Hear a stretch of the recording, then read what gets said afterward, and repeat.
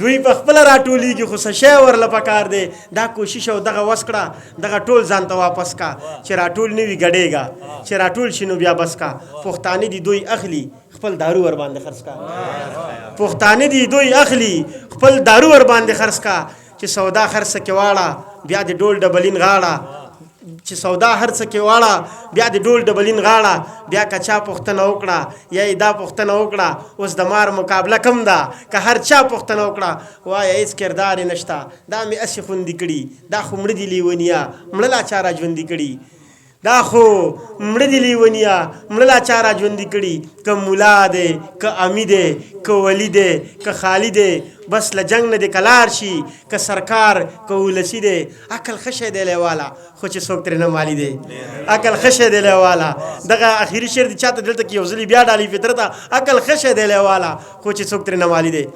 ډېره زیاته مننه کومه دغه د ملګري فرمایش به وکړم دغه یو ملګري فرمایش کړی و چې دغه ووایه چې اوس ته چېرته کې ورکه نو دا خو د نظم د نیمې نه راته شروع شوی خو د اخره چې ماته یاد شه چې له مودو نه هغه به وروسته وایم چې له مودو نه مروره فطرته ته خو مرور ښیي له مودو نه مروره بس ته پرېږده زوروره خلک ځان ور باندې کوڼ کي په یوه نیمه خبره ښه د مینې ډک سړی وي خو د مینې نه خبره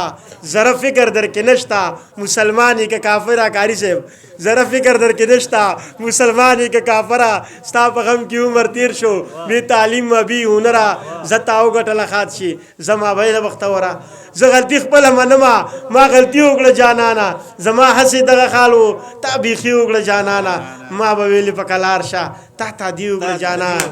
څومره لویه فیصله دي سمدستي وکړه جانانه اوس ته چرته کې ورکه ای زما نبي درکه ای زما د زړګي خانه ای زما د زړه ملکه جدایي زغملی نه شي بېرته راشه و نازکه ما دې نښې سنبال کړي دا پانزیب دا د کنجکه ما دې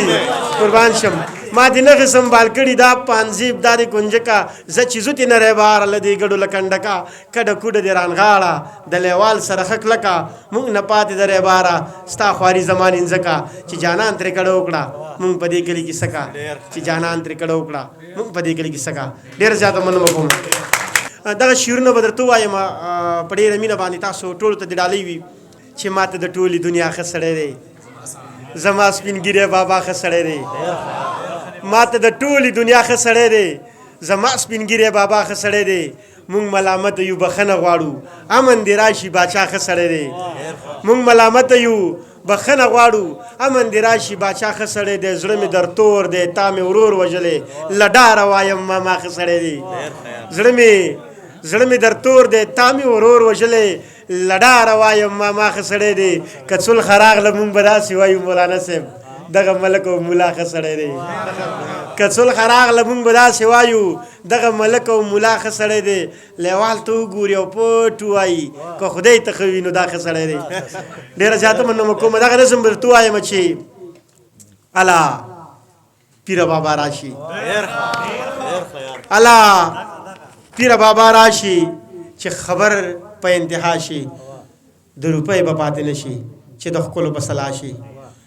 د روپۍ به پاتې نه شي فطرت چې د ښکلو په سلا شي د یو ښکلي ملاقات کې دواړه ورک په خپل خپل ذات کې د سلام او کلام وروستو ښه د ډېر احترام وروستو بس په شمار یو څو لمحو کې بېرته تلو خپه نیوو کې بیا یو څو قدمه وړاندې بیا په بېرته راکتو کې دا دې کوم رقم انداز و چې په دې کې دې څه راز و نه تپوس کړې نه سلا کړې بس زمونږ د زړګي غلا کړې زه په مینه څه پوهېږم ته په ټوکو کې رښتیا شي